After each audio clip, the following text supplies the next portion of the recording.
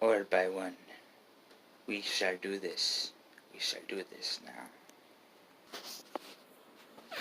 This has been long awaited in many, many different ways. But you don't know how. But honestly, I do. I remember this was the very first thing that started this fantastic journey. Among the stars, go out, serve, and explore an entire galaxy. Be amazed by what you can do. Be amazed by the wheel, the dialogue wheel. Just be amazed by freaking everything. And it was what got me, and I got it for my birthday, and I got it for Christmas. And it's just very hard to grasp now how fantastic it is and how amazing it made me feel when I was young, 15 or 16, playing through this. I couldn't compete with it. There's no way in hell I could have ever competed with it. And so now, as we finally go into what we finally expect.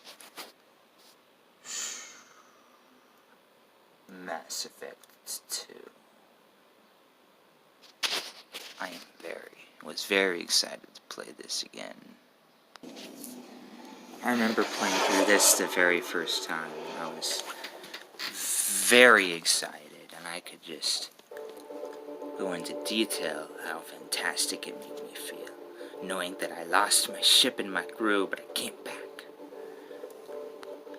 Going into it now made me realize how much I truly cherish this game. Made me truly cherish the philosophy. There's a lot of philosophers, end-world philosophers, that are really quoted many times. I think Thane Krios does quote a philosopher, and it's all about end times, describing his race and his near extinction. This game goes into the philosophy a lot. First, this game made me feel so good.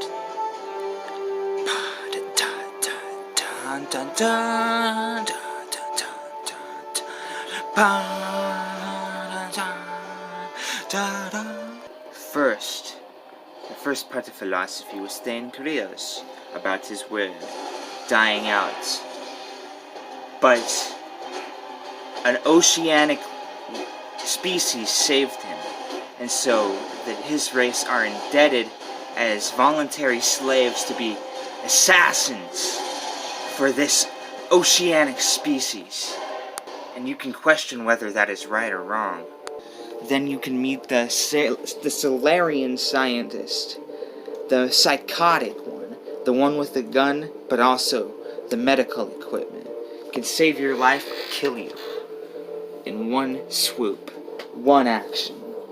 He is the one that modified the genophage, which is a sterility plague. He modified it so there is less birth in the species of the Krogan. And he is old now. He is arguably, the species of Solarian only last around 40 and they die. He's 45. He's about to die. And he's proud of his work. Until his top scientist gets kidnapped. And you have to go and rescue this squad mate. His squad, his scientist, only to realize that the scientist that killed millions was wrong. And you go through this whole mission getting to him, only to realize that his algorithm, his scientific algorithms, weren't up to par to the Solarian morality, nor his spirituality when he finally finds a dead female Krogan. Rest, young mother. That entire mission goes into the philosophy of genocide, and is quoted by Thane too.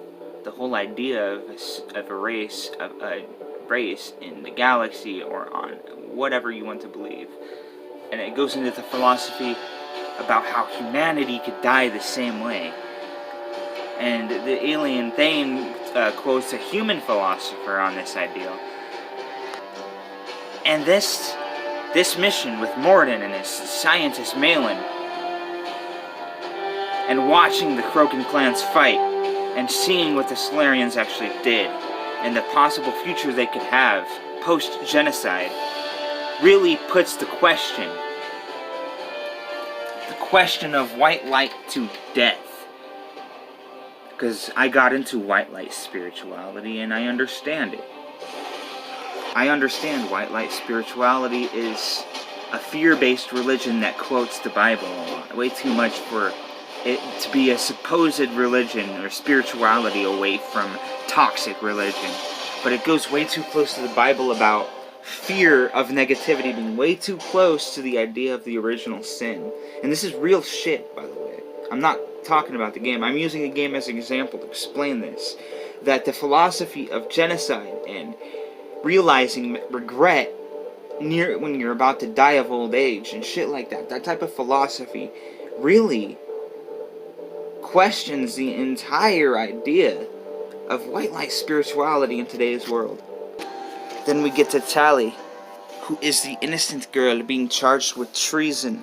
How could she know? How could she defend herself without the commander she served? The commander that always stood by her back. You will always be that commander. You will always stand by your side. You will always stand by your crew. Even when you're hunting down the Ardak Yakshi. Now, the Asari are a beautiful race, not for war. They were never warlike.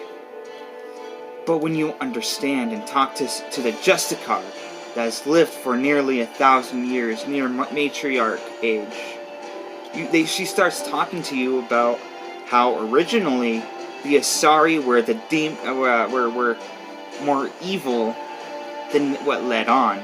In Mass Effect 1, you assumed that they were a peaceful race of art, sophistication, literature, and sex appeal. Beauty. But when you go into it, in Mass Effect 2, and you learn about the Ardak Yakshi, you understand the...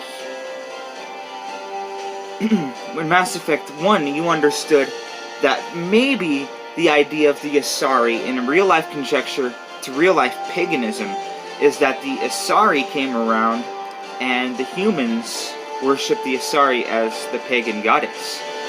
Because their religion of the Athame doctrine that is well explained in Mass Effect 1 really goes into detail about the goddess archetype that the goddess, or the Asari believe in.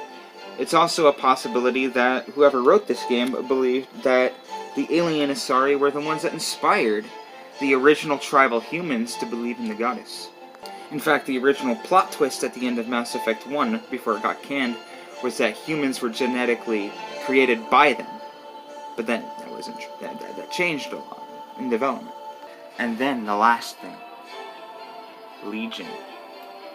Throughout the series, Geth, if you ever visit the planet Glencore, it talks about the machine devils and how the beings of light were created to stop the machine devils, and that's why the Reapers exist. BioWare confirmed this, that the catalyst is the being of light. If this is not true, then why does Legion name himself after Mark 5 through 9, 5-9, I am Legion, for we are many?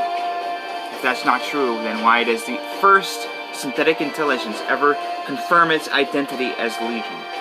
From Mark 5-9. That's another question for later. Themes in Mass Effect 2 that were just beyond astounding. Beyond. Things are just very important. When Liara becomes the Shadow Broker. It's a powerful moment. right before Shepard goes through the relay. There's always just build up, conflict. And when Shepard actually goes through the relay, everybody can die. It's just a 2-hour Chergoth marathon of how badass you are. How truly badass you are at the end. In the very end. And everything is justice. Everything is powerful. Everything is always as it should be. You are as badass as you are Shepard. And you are on your mission. You can succeed or you can die, depending on you.